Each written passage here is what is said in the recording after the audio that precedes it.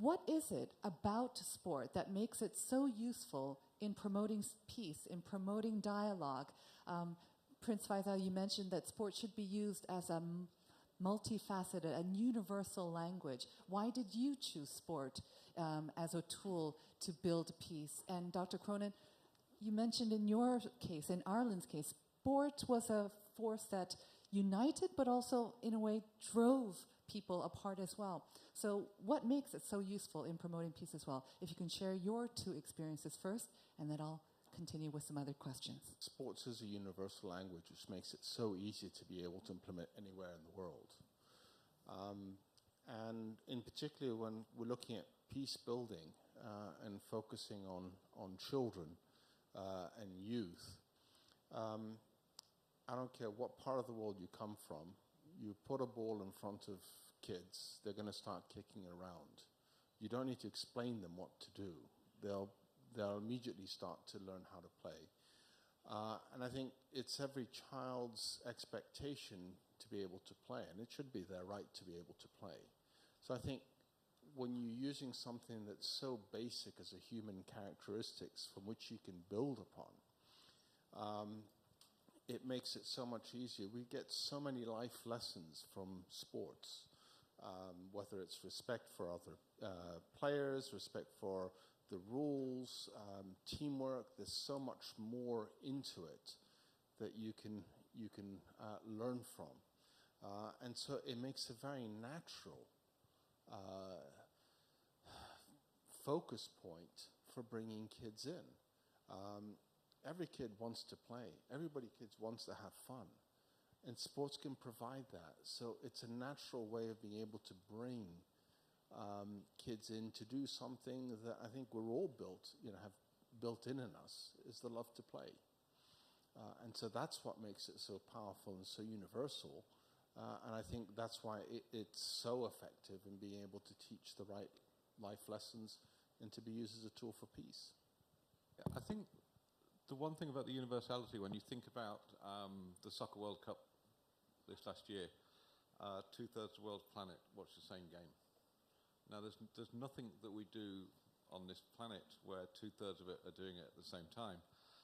So I think it's that universal appeal is absolutely critical, that there's pretty much nowhere in the world where people aren't playing. I mean, that's the key thing. I mean, there's one thing about elite sport, but the idea that wherever you are in the globe, no matter what the social economic circumstances are, people will come together to play a game, to watch a game, etc.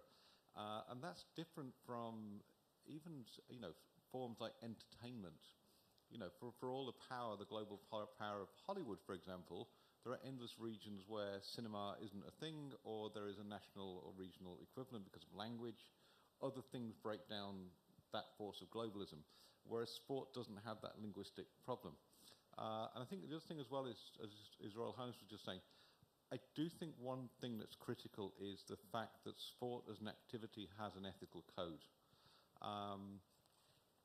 It's also active. And again, I think when we think about the idea, there's lots on this table, there's lots down there.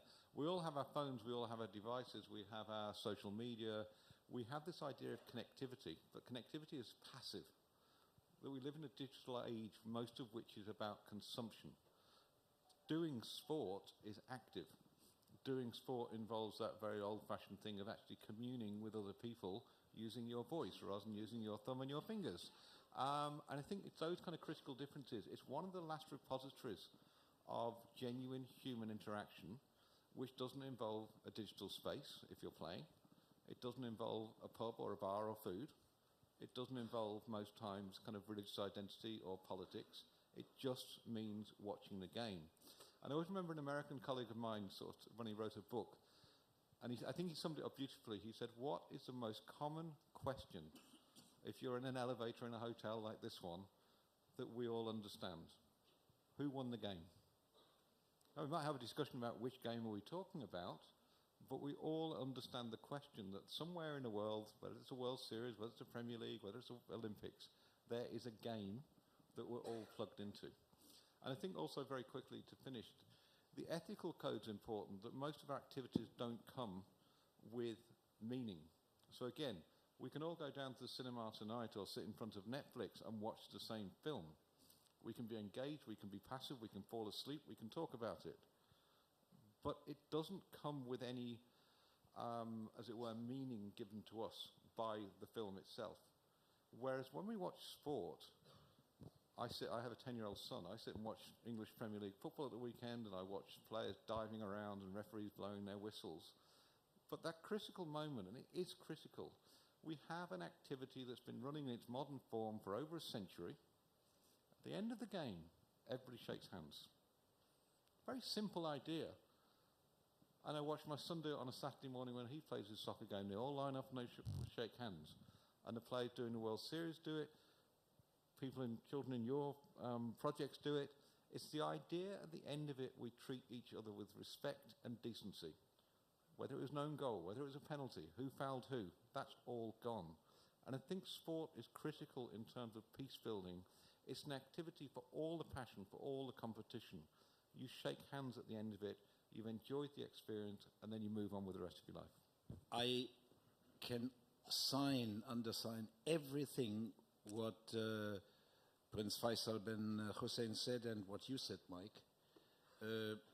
And of course, when I'm involved in campaigns in Germany, I also stress the opportunities of sport, etc., etc. But we must also be aware of the fact that there are strong forces which have the opposite effect on young people. And you mentioned television, you know.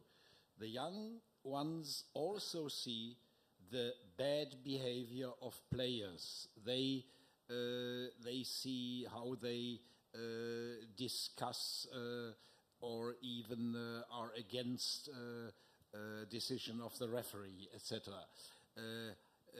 With how many tricks they work and so on.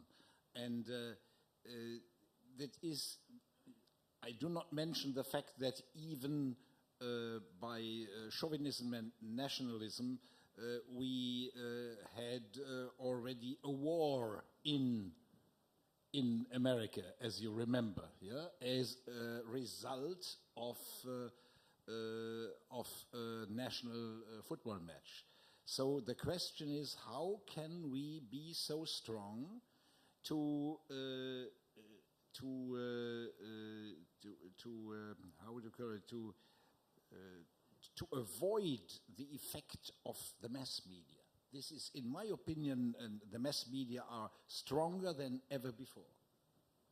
Mass media, you mentioned Netflix, you mentioned phones growing in popularity across the world now, probably in more and more areas around the world as well. Is it also becoming a challenge to reach out to youth through sports and gain them away from their devices? Is it becoming more of a challenge to bring them into sport? I know that it's been a challenge for the IOC to even get the youth interested in the Olympic Games. So is that another challenge facing maybe sports administrators or people trying to use the power of sports to promote education, to promote peace? In terms of time, we all have time pressures. But I also think it's a social economic problem that, if to use an old-fashioned term, if you think about the Western world or the developed world, what are children supposed to do? Well, they're supposed to do as much sport as possible. You know, that children go from, in my country, they go from rugby at 9 o'clock to soccer at 10 o'clock to GA at 11 o'clock. And they probably do a dance class and learn a language as well before they go to bed. It's crazy. And then they've also got their devices, and they've got Netflix, and they've got X Factor, and whatever else is going on in their life. And I do think that kind of time pressure to get the most from young people is crippling, because I think sometimes sport is just an activity which is a tick box. It's almost that children forget, or their parents rather, forget why they're doing it. And I think that kind of grassroots idea of using your body, thinking about what you're doing, about those lessons of respect, they sometimes get lost. The flip side is, in the sort of developing world, is you've got a different set of problems. You've got real life issues. You've got to carve out a time for sport within that. That somebody's got to provide facilities, somebody's got to provide coaches, somebody's got to provide, the equipment. And I think if we can talk in this kind of panel at a very kind of glib level, a very basic level, and say, oh, sport's great. Well, sport is great. Sport's also got lots of negative points, but that grassroots point is critical. Clearly, having a child in a rich city like Seoul, Boston, Dublin, wherever, playing sport is relatively easy. Are they engaged? Are they thinking what they're doing? And that is a completely different set of questions to what does the child who is a refugee from Syria, how are they approaching it? Why are they doing it? And I think that kind of whole idea of finding that space within the mass media, I don't think it's time pressures there's different reasons why we're all sort of time poor, but I think the key thing is, as educators, as the students here, when they go out into the world and they use sport as a tool, it's giving it meaning is the critical thing. Number one, it should just be fun. I mean, why is sport so popular? It's good fun. Simple. It's fun to run, it's fun to kick. There's that lesson, but then it's the idea of what else are you doing? You're playing with people you might not normally know, from different religions, different races, different parts of the city, different parts of the country, and get those kind of messages in the background. And critically, and I think one thing we haven't talked about, a lot of initiatives around sport are based on youth, and that's a good thing, and that's obvious because they're clear-minded and we can get them young. The critical fall-off in every country is between the ages of 12 to 14 when children stop playing sport. We've also got to take that through and remind the 16-year-old, the 20-year-old, the 24-year-old that sport is good fun and it has all these other messages. And that's the battle with the mass media, to keep people active and stop them becoming the person who just watches. I think basically, like as we presented even in Malaysia, we face the problem of getting youth to participate more in sports. And I think that is an issue faced by developed nations and developing nations, probably because of as you mentioned, the effects of the mass media and the effects of gadgets and all that.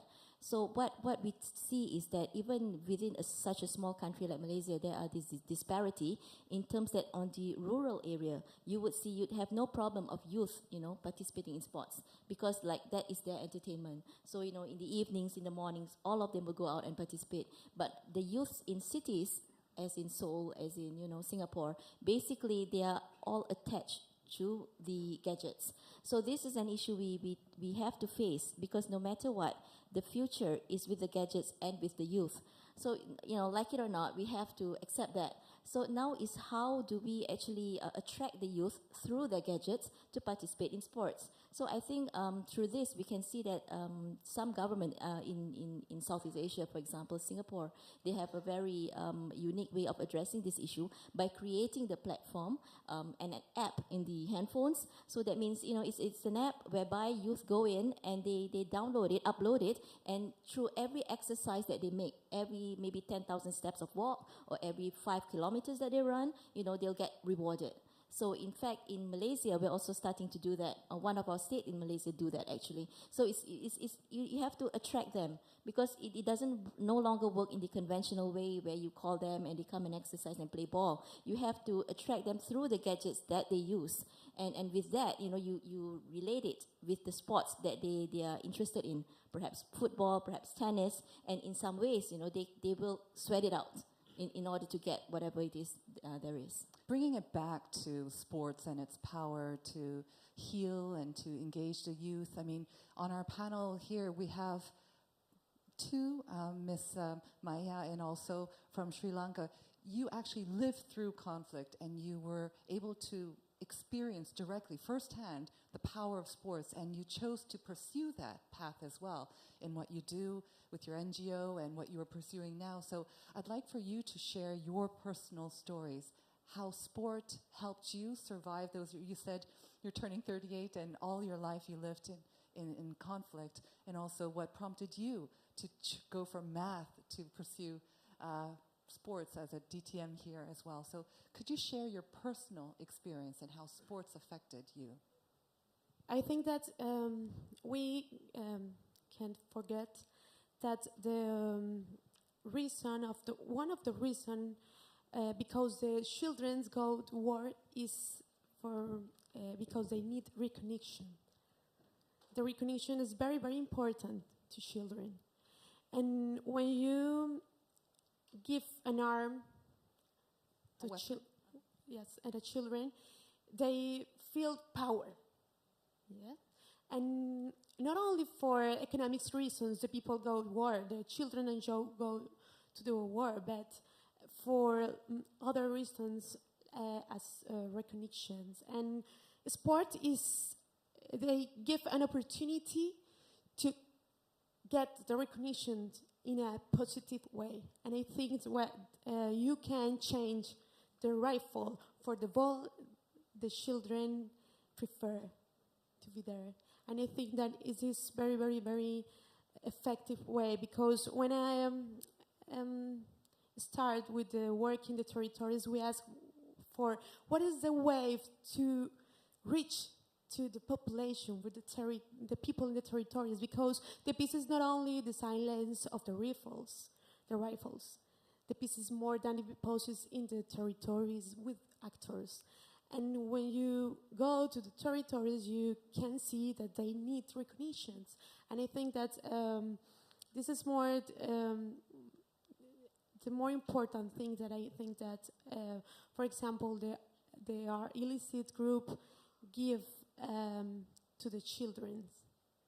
Is they lost the trust, they lost the confidence, and the sport involve the children in other things, in other way to see the world, and I think that is very important for this reason. Mr. Sivaraja, if you'd like to share your experience. Yeah, well, actually, this is the week 23 years ago. As one of the person among the 500 people, the displacement happened in Sri Lanka on the 30th of October 1995. I'm very emotional and very honored to be here.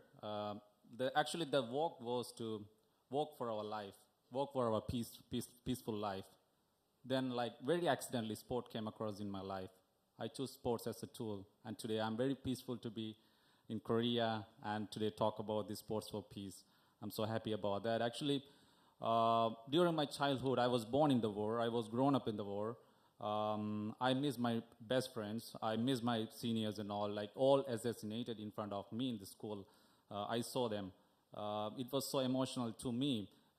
Even like you have highlighted one of the soldiers, one of the guy, he was holding the hockey stick and he was assassinated the same way. One of my soldiers, he was wearing the karate belt and he was just going outside. Normally, the Sri Lankan army at the time, they told us, like, you can't wear the belt because normally the rebel groups, they put the weapons here. So they said, like, you cannot. He was wearing the karate belt. He was killed at the time. So these kind of things actually motivated me to, like, take it as a sports as a tool. And you have to show that, like, it can bring the peace back to my home. And I have to show it to my country, make the peace and all. So eventually, when I entered to the university, so I picked up the sports. So before that, I never practiced the sports. So the war ended in 2009. So after like 3, 4, 5 years, we had an opportunity to go to Colombo, the southern part of Sri Lanka, to participate in the national level sports activity. This is the very first time I'm going to the Colombo, of course. Genuinely speaking, like, I'm from the northern area, the Tamil, and the war between the Tamil and the Sinhalese community. I'm sorry, my dear Sinhalese friends are here. This is my true feeling. At the time, I thought that the Sinhalese are my enemies because they were fighting against us and we were fighting against them. But it's changed on the championship. We never expected that. It was my first event in the hurdles, so when I was running, I became the first. It was a fantastic achievement for me. Then I saw the pavilion, they all gave me the standing ovation. At the time, they gave me the great respect. That the respect, actually, they made me to love them. So now, I never think that they are my enemies. I love them. I even invited my Sinhalese friends here, and they are in front of me here. I really love them, and I wanted to make this peace back to Sri Lanka. So you ask about why you dropped this mathematics and came into this sports. This is the reason I came to the sports. Like before that, we really fought for between these two communities because of the discrimination between Tamils and Sinhalese. I think I'm a very good example. Like people, they said that if you are a Tamil person, you cannot go to the top level in any other administrative level in Sri Lanka. Actually, last year I was selected as one of the provisional national course director in National Olympic Committee. I'm serving. I'm very proud of that. Very fortunately, like this year, our president is a Tamil guy of National Olympic Committee. It's the very, very first time. So there are many Tamil national team players also there. So I am here insisting that, like as Professor Kang, he wanted to like confirm that the sports reduce the tension. So another good example, when I was in the childhood, actually we could not do any activities. Even university closed, the schools closed for 8 months, and also the curfew. The curfew for about 6 months, and only three hours per day, they release it. So during the 3 hours, you have to go to the shop and buy the stuff, and you have to live inside the home. You cannot go even outside. Anytime the bomb blast happened, Glamour attack happened, and a bomber attack happened. So the soldiers said that you should not go outside. So we always keep inside. What we did at that time, we could participate, we could play only carom, chess, ludo. The people, they say that these are not sports. They are kidding about that. But at that time, those are my sports.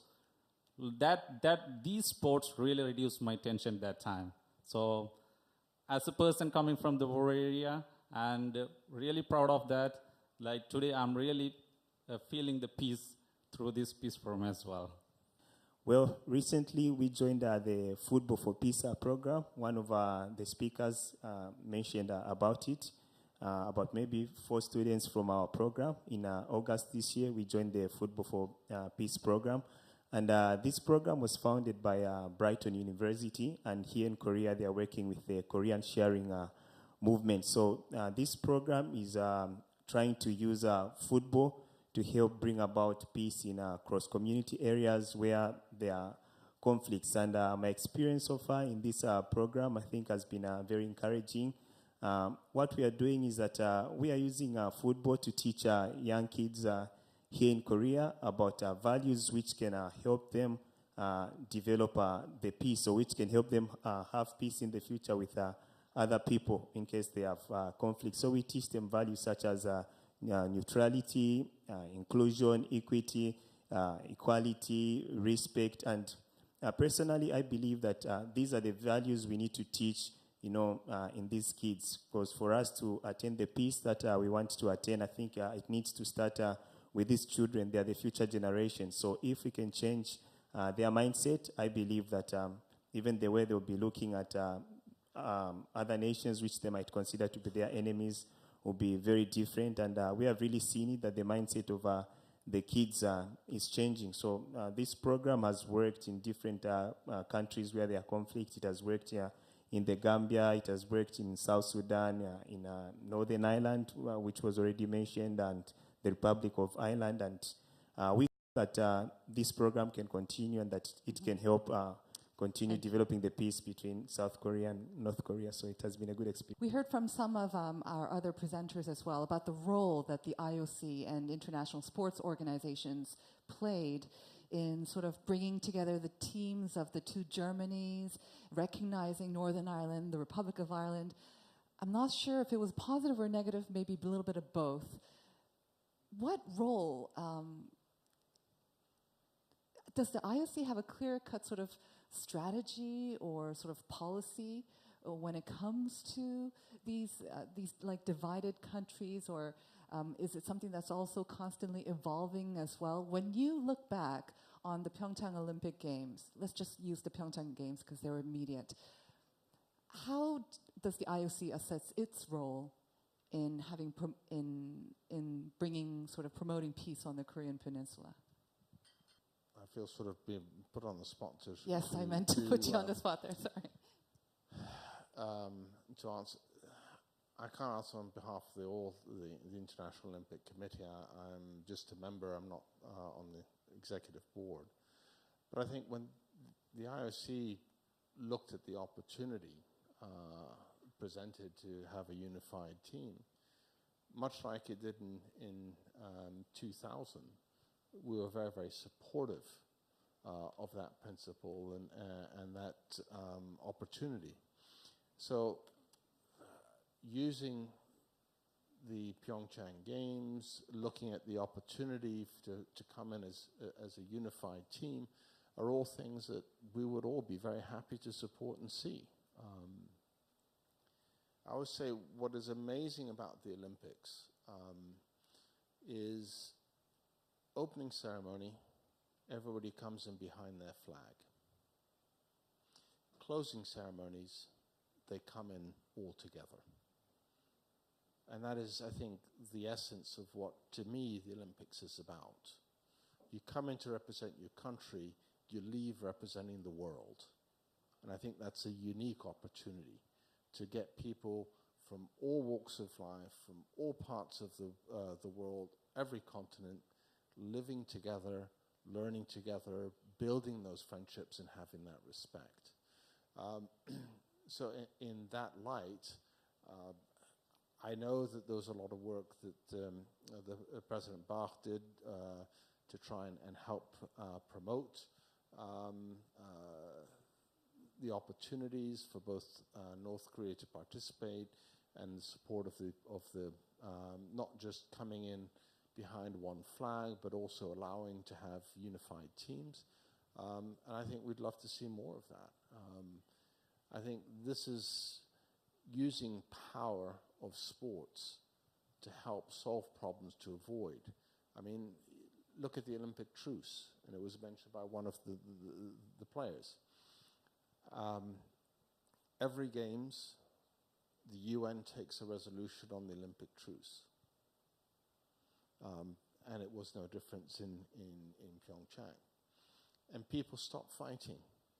The agreement is you stop hostilities for the duration of the Games and also for the time it takes for people to travel to the Games and to return home. Now, it's amazing for me that if we can do that for 16 days, why can't we do it for longer? You know, it's ironic that every 4 years, for 16 days, the world, for the most part, agrees that we will stop fighting.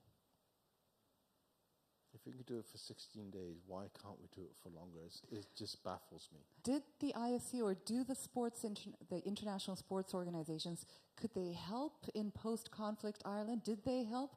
Could they have done more? You mentioned how there was some confusion over the recognition of sports or over the recognition of countries. The problem for the IOC and FIFA is world politics is complex.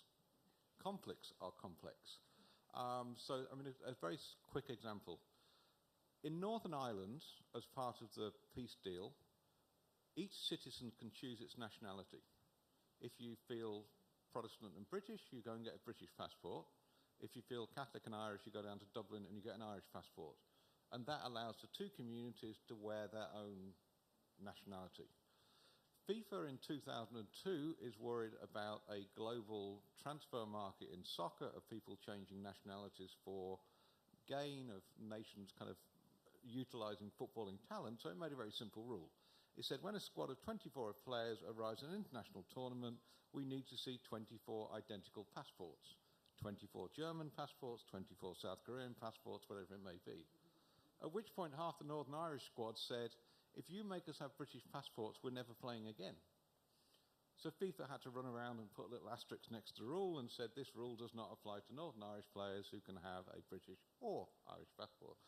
And I think, again, it's that complexity that you have fluid geopolitics, you have wars, you have conflicts, and so on and so forth, that when you start describing something like the conflict in Sri Lanka, you know, why should a sports administrator in Zurich or Lausanne get their head around that? You know, it's deep, complex historical questions.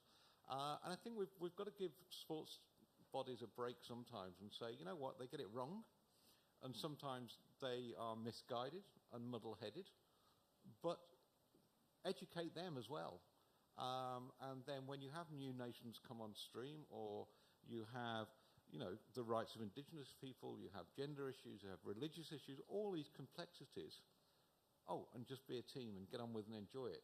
We've just got to actually, as administrators in sport at the national and international level, actually be alert and be aware and take information so that what you do is positive.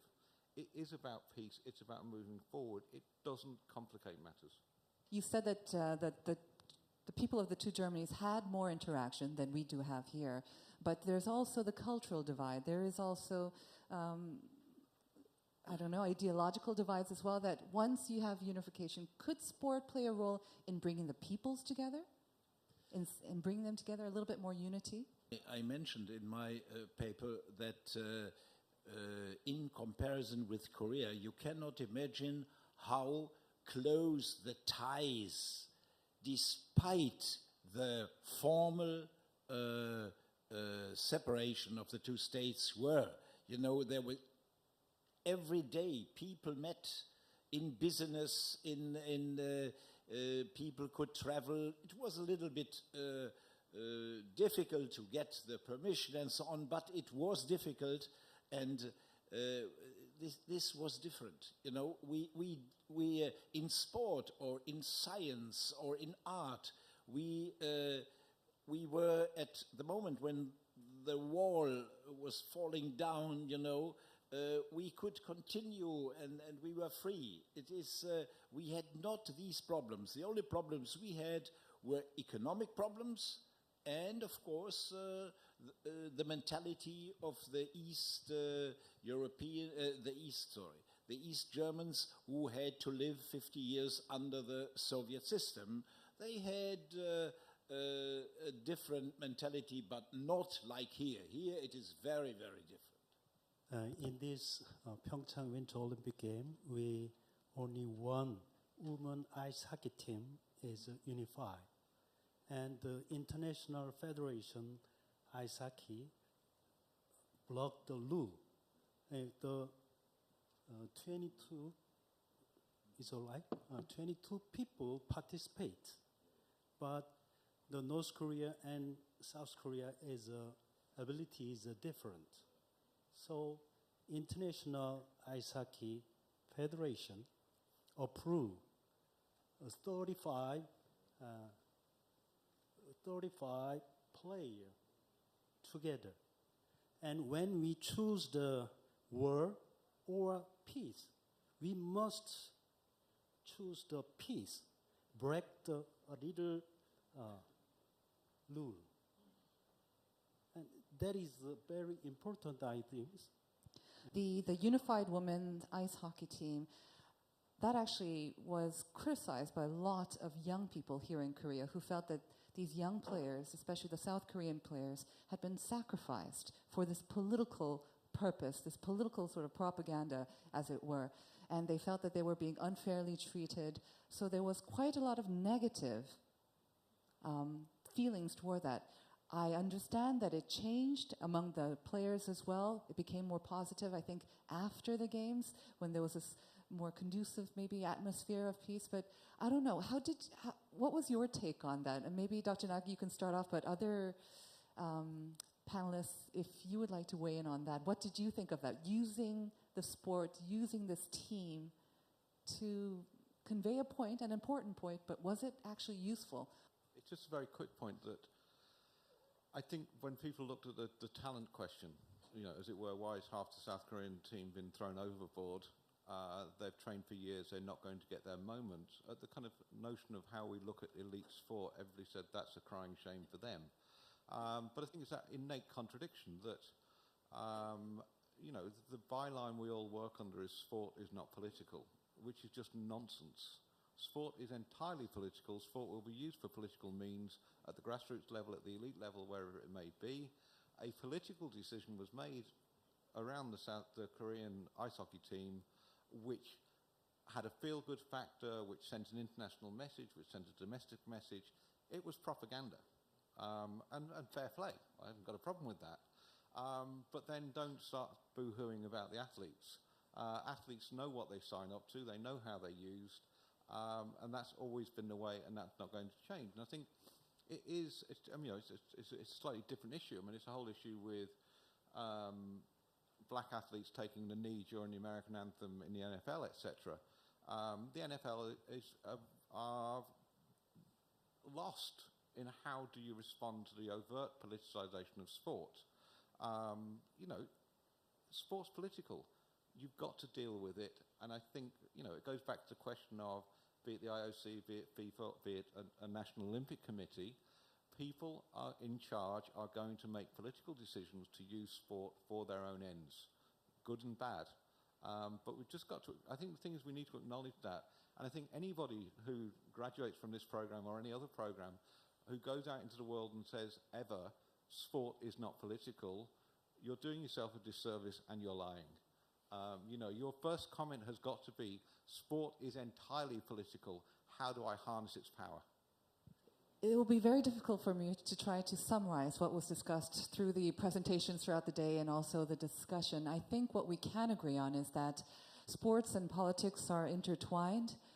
It would be unrealistic and very naive to try to deny that. And in both ways, sports and politics can influence each other for good and bad. And I think it's up to us administrators, those of us who love sport, as spectators, as practitioners of sport, to be aware of that, and to maybe at the most essential part is to practice it and to encourage our youth to practice sport at a very young age so that it teaches us the life lessons, it teaches us the ethics and what we need to live in a more tolerant world. So I'm not sure that I was able to do justice to all of our presenters and speakers, but I hope that this will spark some more discussions and also insights as well. So would you please give our presenters and speakers a big round of applause for their contribution?